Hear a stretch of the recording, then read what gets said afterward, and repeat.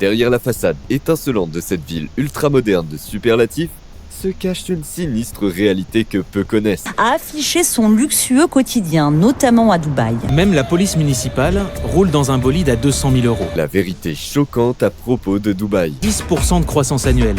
Une ville qui faisait 30 000 habitants dans les années 60, qui en fait 3 millions presque aujourd'hui. Une oasis de luxe et d'abondance au milieu du désert. Il y a combien de Français ici? Et je crois qu'il y en a à peu près 20 000 à Dubaï. Ah oui, quand même. Ici, tout doit être toujours plus grand et toujours plus beau. Ok les gars, je vais à Dubaï et je me suis dit pourquoi ne pas vous emmener avec vous dans toute ma semaine à Dubaï. Je passe exactement 10 jours là-bas et pourquoi pas découvrir Dubaï ensemble. J'y étais allé la première fois il y a en 2021, on est en 2024 et là j'ai contacté pas mal de gens qui sont dans l'immobilier à Dubaï et du coup je me suis dit pourquoi pas faire un vlog où on y va ensemble et on va découvrir ensemble à quoi ressemble l'immobilier à Dubaï. Je suis actuellement à Bali, là où je vis normalement, là où j'ai déjà investi en immobilier, donc j'ai déjà quelques bases, mais je connais rien au marché de Dubaï, donc ce qu'on va faire, c'est qu'on va découvrir ensemble si c'est intéressant ou pas d'investir à Dubaï.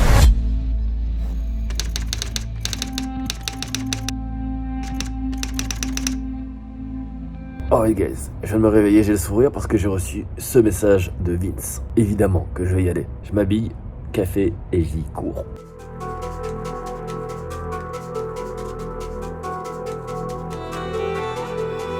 Pour la petite histoire, Vince, ça fait des années que je le connais, mais de loin. On s'était parlé il y a très longtemps, et dans le business, à la base, moi j'avais un plus gros niveau que lui. Ensuite il s'est développé, et la grosse différence entre lui et moi, c'est que moi j'ai fait des up down, up down, up down, up down, up down, lorsque lui c'était du step by step, lent mais sûrement. Et du coup on a des profils très différents, et on se complète aussi beaucoup. Lui est très dans les systèmes, et dans la pérennité, dans la stabilité, la pérennisation, quand moi j'ai plutôt un profil où je fais des gros coups et ensuite plus grand chose. Et c'est d'ailleurs ce en quoi je suis en train de travailler avec mon équipe. On a investi là plus de 30 000 euros ce mois-ci sur un accompagnement, enfin sur 2 accompagnements pour mettre des systèmes en place à la pérennisation de nos boîtes. Parce que j'ai 2 entreprises principalement que je suis en train de scaler à ce moment-là où je vous parle. Simplify, l'accompagnement de freelance, et Yaspanish où on apprend l'espagnol aux Français.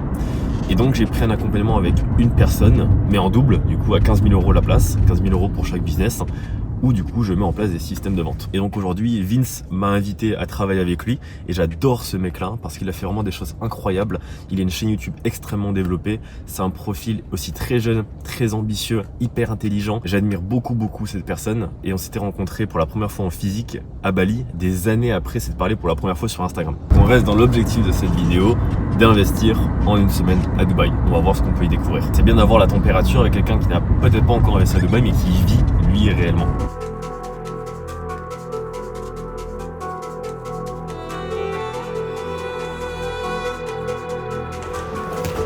Perfect, thank you. I didn't know you were here. How you doing, man? I'm good. Good? How are you? Very good, man. Good to see you. That's crazy.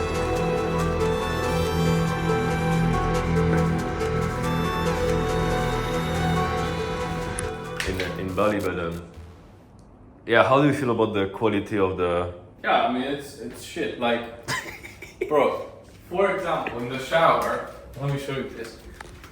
So like, in the shower, we literally need to have this thing to push down the water because they didn't build Really? enough of an angle so it would go down. No way. Yeah.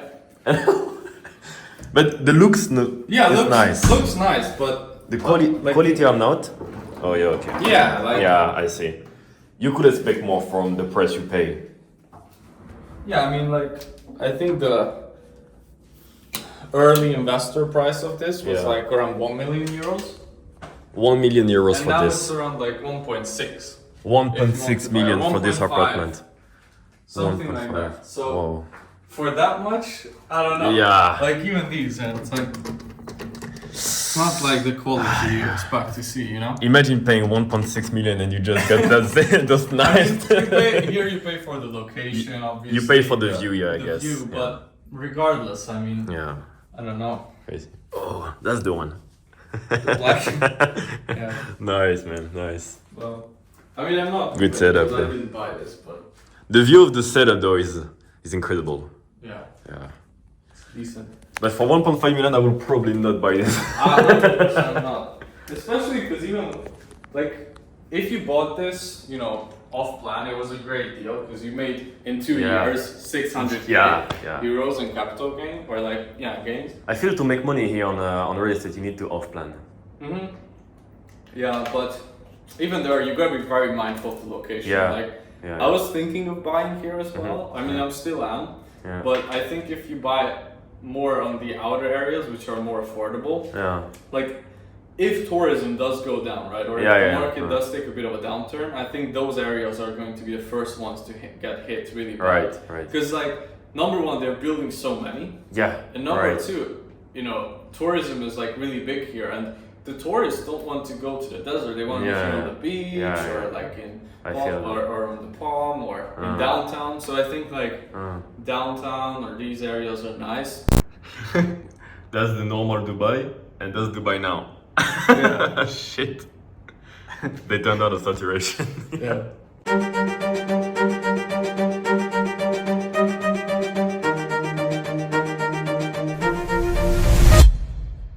Alright guys, du coup je suis rentré chez moi pour déposer mes affaires parce que j'ai pas envie de me trimballer mon sac toute la journée. Et là aujourd'hui on va rencontrer Quentin de la société Home, l'associé du coup, le collaborateur en tout cas de Jordan que j'ai déjà eu au téléphone plusieurs fois pour parler d'immobilier à Dubaï et qui m'a envoyé du coup Quentin pour qu'il me fasse visiter un petit peu, qu'on parle de Dubaï et qu'on parle de l'investissement à Dubaï de manière globale. Quelles sont les possibilités en fonction de mon profil, qu'est-ce qui est bien, pas bien, qu'est-ce que lui pense de l'évolution de Dubaï, etc. On va pouvoir lui poser plein de questions. Donc là je prends un taxi, on se retrouve directement au Sales Center de Emaar, le plus gros constructeur immobilier ici à Dubaï, qui a fait le Burj Khalifa et partout, il a écrit un petit peu Emaar en fait. C'est le promoteur, d'ailleurs c'est lui qui a fait le mall qui est juste derrière moi là, le mall de Dubaï, le plus gros mall au monde. C'est le promoteur immobilier de l'État tout simplement. Donc on va aller d'abord se visiter là-bas, je sais pas ce qui m'attend, on y va ensemble.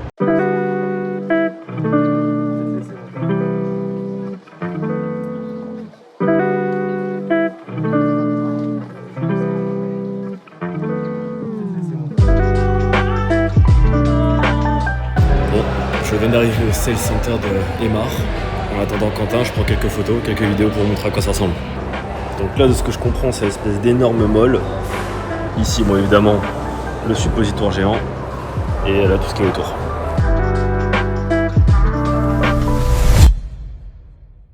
En fait, tu as des quartiers et des projets en fonction de ta stratégie. Ouais. C'est-à-dire que tu ne peux pas faire du flip dans tous les quartiers, tu ne peux pas faire du flip sur tous les projets.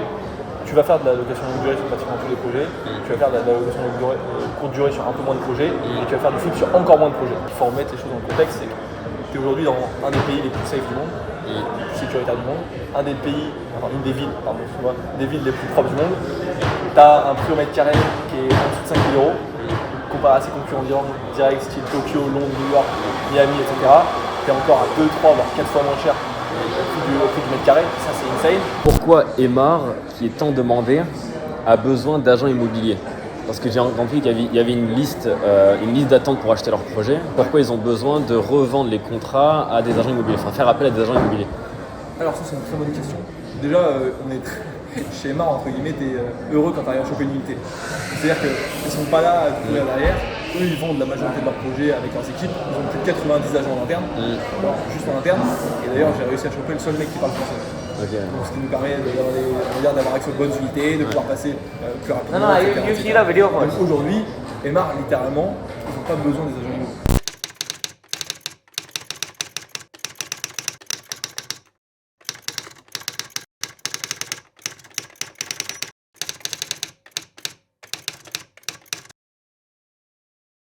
Donc forcément, quand Emaar s'installe dans un quartier, c'est forcément intéressant. Là, ça va être la future marina au nord de Dubaï. C'est là où on a vendu 2 projets la semaine dernière. Okay. Magnifique endroit, je te montrerai juste après sur la maquette. Tout là, on a l'aéroport de Dubaï qu'on retrouve. Autre quartier Emaar tout stylé, Dubaï Creek, que tu connais déjà plus ou moins, qui est aussi magnifique et où les gens font des plus-values exceptionnelles. Dubaï Hills, c'est un quartier un peu plus résidentiel. Ouais. L'avantage c'est que tu vois entre le centre-ville et la panne. Ça, c'est un donc ici, si je te dis j'ai 200 000. Parce que je pense que c'est un peu le minimum euros. C'est un peu le grand minimum à Dubaï. Ouais. Où est-ce que tu me positionnes là? Eh bien, on n'a pas de détails du quartier, mais on sera sur GVC qui est. C'est quelque chose qu'on ne voit pas. C'est plutôt, ouais, c'est ça. C'est dans cette zone-là. ou TVC ou Arjan, qui sont aujourd'hui les 2 quartiers émergents. Mais pas forcément pour du flip, j'ai cru comprendre là-bas. On sera sur de la location longue durée, parce que sur ce type de budget-là, tu ne pourras pas te positionner sur autre chose. Donc on sera sur un studio. En fait, Emar, le promoteur dont on est ici, il ponde des projets comme ça, qui sera à côté du nouvel aéroport, où en gros là, tu as 4-5 000 villas, je ne vais pas toutes les compter, mais plusieurs centaines au moins, de villas qui vont coûter des millions chacune, mais c'est gigantesque là. Genre chaque petit truc là, ici, c'est une maxi villa. Imaginez l'ampleur du truc. Donc c'est un peu délire. Donc toi, t'as déjà vendu dans ce truc là. Ouais, ici, l'unité c'est 701, juste derrière. C'est un projet à combien ça? Ça, c'est un projet à 450 000 Euros. Ouais. Là, on va chez un autre projet, on va chez Rove, Rove Marassi Drive. Rove, c'est une marque d'hôtel ici sur Dubaï qui appartient à Emar. Et il lance également des projets résidentiels avec 2-3 spécificités qui sont extrêmement intéressantes. Ok. Tu verras ça là-bas.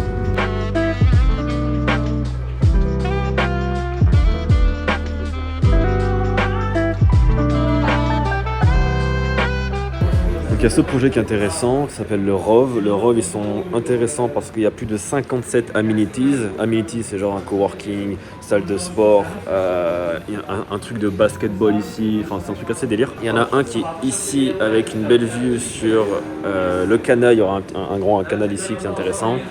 Et un autre studio qui est de l'autre côté là-bas avec un jardin de l'autre côté. Et vu qu'à Dubaï c'est assez rare les jardins, c'est intéressant d'avoir une vue aussi là-bas. Donc on est en train de réfléchir à qu'est-ce qui serait intéressant ici, mais les budgets c'est à 400 et 500 000 euros.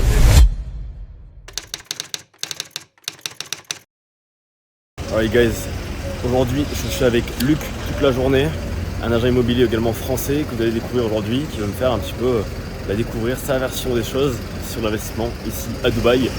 Et on va pouvoir échanger d'abord et ensuite je pense visiter quelques petits trucs aussi. Du coup on va commencer, genre en gros moi généralement comme je te disais, on tente d'essayer de savoir un petit peu chez les clients que j'ai. Donc en gros si tu peux me parler un peu de toi, même si on l'a déjà plus ou moins fait. Tout à fait. Mais en gros je te fais des briefs de ma situation et tout ce que j'ai appris jusque-là. Ouais, ça t'as aussi. Et même toi, d'où tu viens, ce que tu as fait, ton histoire. Alors d'où je viens de la Corrèze profonde en France, de la diagonale du vide en France. Okay. Je suis en plein dedans. Okay.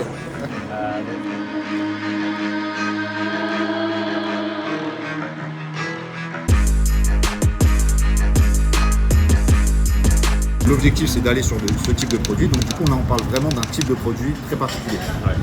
C'est une très faible quantité de produits sur le marché. Donc du coup, pendant la construction, nous en fait à différents moments, à l'année 1, à l'année 2 et quelques mois avant, on va tester le marché secondaire. Donc on va voir à ce moment-là combien on pourrait le revendre. Peut-être que sur la première année, peut-être qu'on va pouvoir le revendre à 10% de plus-value. Ok, ça ne nous intéresse pas vraiment. On veut continuer et aller tester plus tard. Peut-être l'année 2, au final, ça devrait être à peu près 20% parce que le marché de l'immobilier à Dubaï prend à peu près 10% par an. Mais peut-être qu'en vrai, là, on sera peut-être à 23-25% de plus-value. Ok. Et en vrai, peut-être qu'on pourrait se dire, ok, on sort à ce moment-là, mais peut-être qu'on veut tester un peu plus tard parce que là où tu vas généralement maximiser ta plus-value, c'est très proche de la livraison. Parce qu'à la livraison, en vrai, tu vas avoir toutes les personnes qui font de l'investissement locatif. Et il y a des gens qui ont beaucoup d'argent pour ça, ou des gens qui veulent venir vivre sur un lieu premium. Ils vont découvrir le lieu et donc pouvoir acheter. Exactement, c'est déjà quasiment livré, donc on peut déjà faire des visites. Parce que du coup les biens justement dans par exemple une tour par exemple de 500 étages comme je te dis, enfin 500 unités pardon, pas 500 étages. 500 étages ça ferait beaucoup, ouais. Ça ferait beaucoup. À moins que ce soit une tour, le Bourges, ou autre. Mais c'est plus 500 unités. Okay. Les 500 unités ne sont pas livrées les 500 le même jour. Ouais. Donc en fait, tu as déjà des unités qui sont possiblement livrées un petit peu avant, dont les agents immobiliers peuvent avoir accès pour vendre, louer, etc. Et donc les gens peuvent déjà plus ou moins visiter. Donc il y a des gens qui veulent venir vivre à ce moment-là, acheter leur résidence soit principale, soit secondaire, ou tu peux aussi toucher les gens qui font de l'investissement locatif.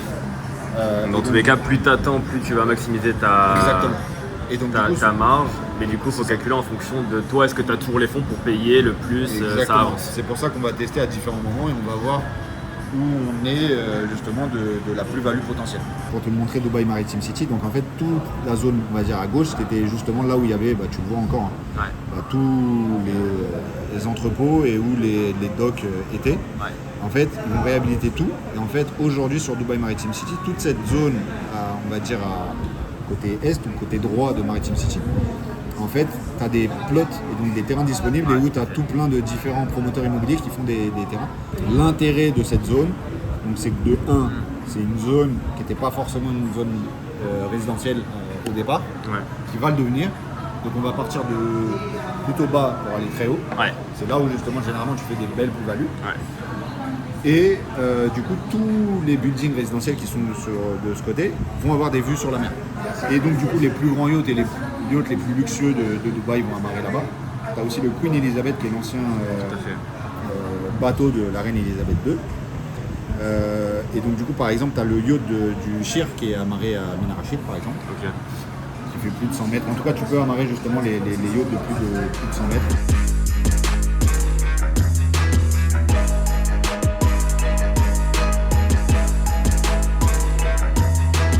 Ce qui est marrant à Dubaï, c'est que toutes les pubs, c'est pas pour des gels douches, c'est pour des appartements. On va mourir de chaud ici. Donc là, on est actuellement sur Maritime City, c'est ça? Maritime City, c'est l'endroit où on a virtuellement visité hier le projet qui s'appelait The Pier, celui qui m'intéressait le plus jusqu'ici, qui devrait être là-bas derrière nous. Et bon, la caméra, vous n'allez pas voir grand chose, mais en gros, on peut voir la vue là-bas sur les yachts de luxe. Et en gros, partout ici, comme on vient de le dire, ce sable vaut de l'or pour les 5 à 10 prochaines années, évidemment, voire plus quoi. Et du coup, dans l'idée, bon là on voit pas grand chose avec le grillage, mais tous les gros trucs, les cargos, les zones maritimes, ils vont tout dégager pour le déplacer autre part, pour développer cet endroit-là. Donc il faut un peu être visionnaire et porter ses couilles pour acheter par ici.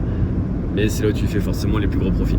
Ce qu'on disait, c'est que ce genre de bâtiment, il date de 30 ans, 40 ans, tu penses, max? Ouais, max.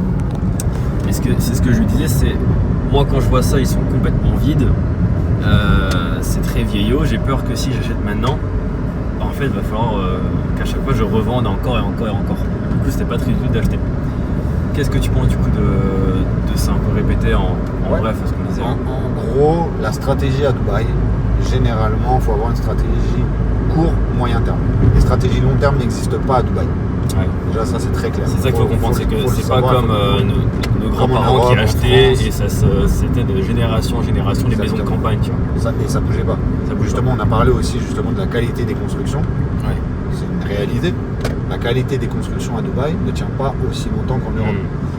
Du fait de la météo, du fait de la chaleur, et puis ils font de la masse, du sable, de pas mal de choses, ça se dégrade plutôt rapidement.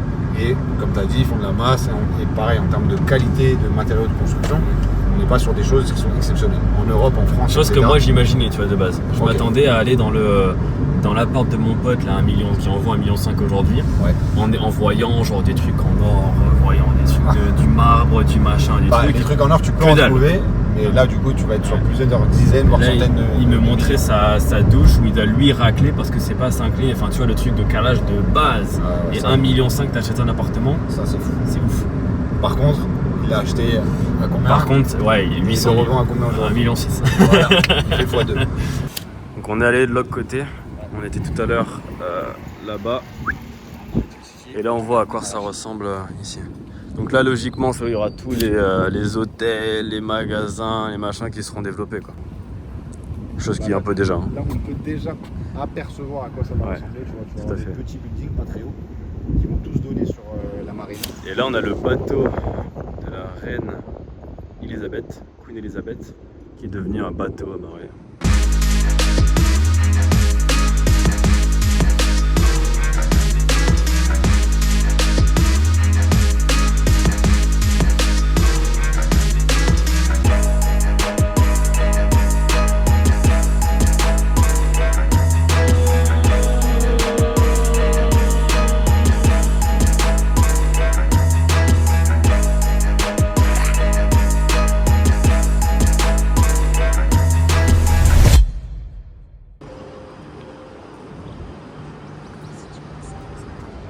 c'est vide, mais c'est censé être plein à craquer pendant l'hiver. Mais là, vu qu'il fait chaud, genre très chaud, bah c'est vide.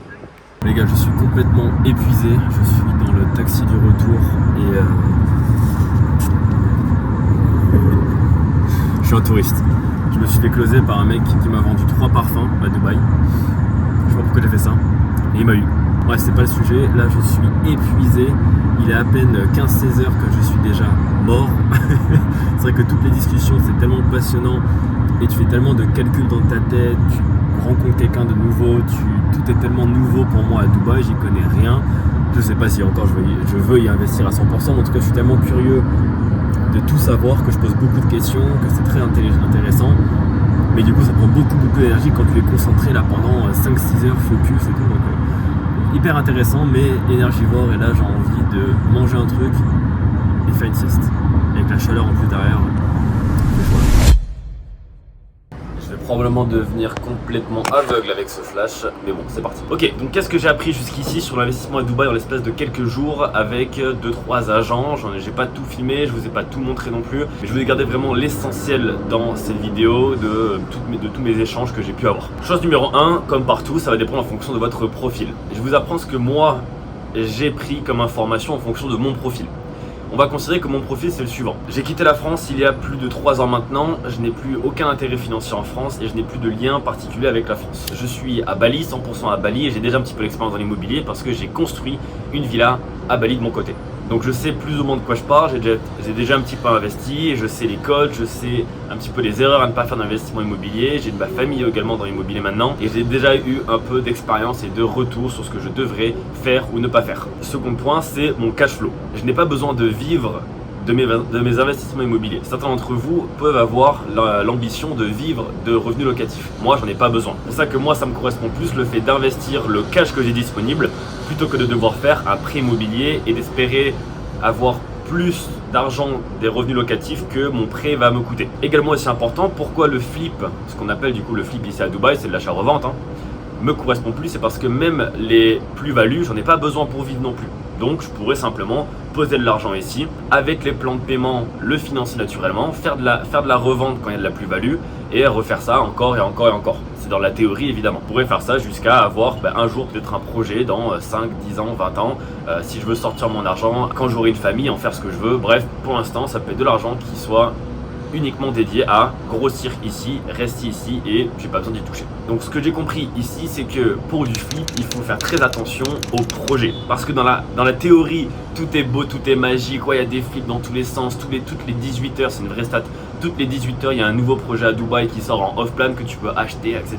Et tout paraît à chaque fois merveilleux. Ça écarte ton paiement, donc tu as l'impression que tu peux avoir un truc à 400 000 alors que de base tu as un budget de 200 000. Tu as vraiment l'impression, dans tous les cas, ça sera une affaire parce que vu que tu achètes en off-plan, c'est forcément moins cher, donc tu auras forcément une plus-value, mais non pas réellement. Donc la réalité, c'est que, allez, 3 à 5% des projets sont vraiment intéressants pour le flip et le reste c'est que du marketing. À Dubaï tout paraît beau, tout paraît shining, mais justement le shining effect, il faut y faire attention, c'est le syndrome de l'objet brillant et donc forcément, comme tout, même dans le business, dans la vie de manière générale, quand ça paraît trop beau, c'est sûrement que c'est trop beau pour être vrai, donc ne pas le faire. Les gros avantages de manière globale à Dubaï, vous les connaissez probablement déjà. Tout ce qui est sécurité, propreté, oui, l'environnement de vie est excellent. Je vais pas refaire un brief là-dessus, dans tous les cas, moi je suis pas là pour vous parler de Dubaï comme si c'était la meilleure ville.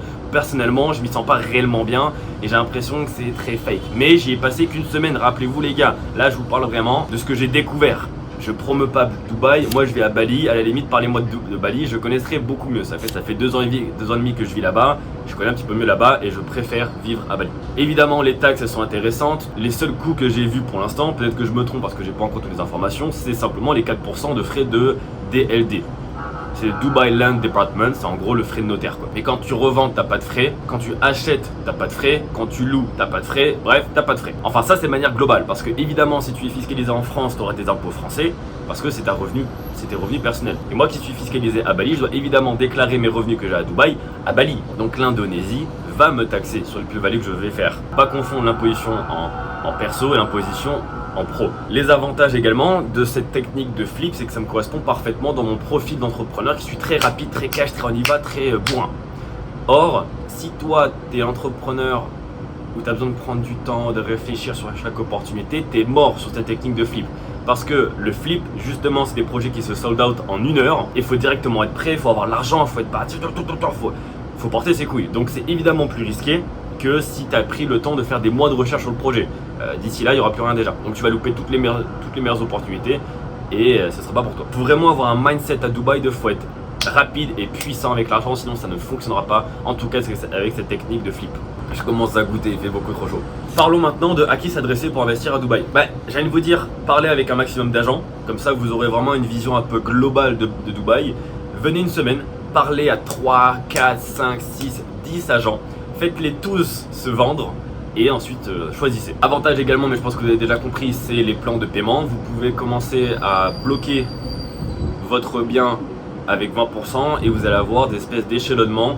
Là, comme ça s'affiche à l'écran, tous les 3 mois, tous les 6 mois, voire même tous les mois à 1%. Permet de, même si vous n'avez pas par exemple 400 000 € sur le compte maintenant, mais vous savez que vous avez au moins 30% de la somme, donc 120 000 € maintenant, et que sur les 3-4 prochaines années, vous allez avoir largement de quoi payer les mensualités. Oui, c'est risqué, mais dans un sens, ça vous permet d'investir dans un projet qui du coup dépasserait ce que vous aurez pu avoir de base. Donc c'est intéressant, mais ça peut être aussi un inconvénient parce que ça peut, je pense, pousser à l'achat des personnes qui ne sont pas suffisamment encore stabilisées dans le business et qui du coup se prendront une énorme tarte et vont s'endetter ici et tout perdre. Parce qu'à Dubaï, on vous parle beaucoup des success stories, mais j'en ai entendu beaucoup venir ici, rêver grand, s'acheter des Rolex et finalement complètement bankrupt leur business et repartir de zéro. Donc attention aussi à ça. Les inconvénients, je pense qu'ils sont multiples, mais je pense que surtout le plus gros inconvénient, c'est il faut y être préparé. Personnellement à Dubaï, je ressens cette phase, je ressens cette ambiance où même moi j'ai ressenti cette motivation, je vous cache pas, hein, parce que j'ai vu grand. Mais j'ai vu grand sur du matériel. J'ai pas encore rencontré des personnes qui m'ont vraiment impacté et qui m'ont vraiment, par leur état d'esprit et leur mentalité et leur bonté impactée. J'ai vu des Rolex, j'ai vu des Patek Philippe, j'ai vu les plus belles voitures que vous pouvez imaginer. Et évidemment, tous les gros buildings où à chaque fois que tu regardes à droite à gauche, c'est 1 milliard ici, 1 milliard là, quelques centaines de millions par ici, quelques centaines de millions par là. C'est inspirant, mais l'inconvénient, je pense que tu peux vite tomber dans du ultra-matérialisme. Maintenant, je me trompe peut-être, encore une fois, ça fait 1 semaine que je suis ici. Est-ce que je vais investir à Dubaï? Non, pas pour l'instant. Est-ce que j'y pense pour l'avenir? Oui, quand je me serai déjà bien développé à Bali, parce que ça reste pour moi ma maison, mon foyer, je suis là-bas. Cette vidéo, c'était juste par curiosité totale de ok, en 1 semaine, qu'est-ce qu'on peut découvrir à Dubaï.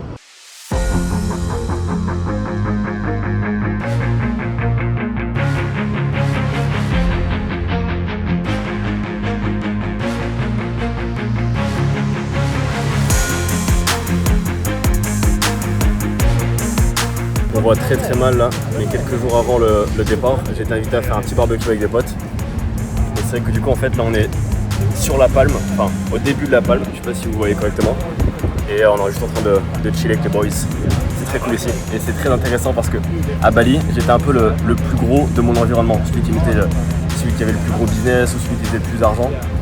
Et ici je suis une vraie merde et ça j'adore parce qu'ils font tous des 100, 300, il y a un mec qui fait 1 million par mois, enfin il est pas là mais ils m'ont dit qu'il faisait entre 1 et 1,5 million par mois et c'est fou le niveau qu'il y a. Donc quand il y a un mec qui fait 10, 20, 30 millions à l'année et que toi tu t'en communes à côté, bah c'est bien parce que ça élève le mindset. Donc c'est vrai que pour ça, bon point à Dubaï parce qu'à Bali il y en a, j'en connais, mais ils sont beaucoup plus cachés et tu le vois pas. Je voulais vous partager ma réflexion un peu sur Dubaï après avoir fait du coup 1 semaine ici. Là je suis en train de repartir pour la Suisse, ensuite la France, tout retour à Bali. Bref, je sors de Dubaï quoi. Et je me suis vraiment dit, ok, quel est mon ressenti, qu'est-ce que j'ai appris ici? Mon ressenti c'est que au début tu as l'impression que tout est fake, il n'y a pas d'âme, c'est bizarre. Ensuite tu rencontres les bonnes personnes, et je vais en venir juste après. Et ça te fait apprécier les bons côtés de Dubaï. Et je pense qu'en fait, peu importe où tu es, que ce soit à Bali, Paris, Dubaï, ça dépendra toujours avec qui tu es. Et c'est ça qui va faire la beauté de l'expérience ou pas. Parce qu'au début, j'ai rencontré des gens que j'aimais pas ici, très fake, très matérialiste, très froid, alors que moi je venais de Bali, il y a beaucoup de sourires. Et ça m'a saoulé. Je voulais me barrer direct, je voulais avancer mon vol et tout, je voulais me barrer d'ici. Puis j'ai rencontré un premier pote que je connaissais depuis longtemps, qui m'a fait voir les bons côtés de Dubaï et surtout juste par qui il est, ça m'a bien motivé à rester un peu ici. Ensuite il m'a fait rencontrer des mêmes mecs dans le même mood que lui, sauf que ces mecs là ils faisaient entre 700K et 3 millions par mois. Donc moi je me suis senti tout petit et ça m'a fait bien kiffer et ça m'a collé une ambition non plus trop négative comme au début parce que je voyais des lambeaux, mais parce que je voyais des personnes inspirantes. Et c'est vrai que ça me va bien plus. Donc ça dépend vraiment des personnes à chaque fois avec qui tu es, quoi. Et je pense que c'est vraiment ça la clé, c'est peu importe où tu es, entoure-toi des bonnes personnes, des personnes qui sont au-dessus de toi. Parce que moi à Bali j'étais le plus gros de mon environnement, celui qui faisait le plus d'argent, etc. Celui qui faisait le plus d'argent, etc. Et c'est vrai que ça m'a ramolli. Donc là il faut que je passe 2-3 mois l'année à Dubaï pour me remettre un peu sur la mindset.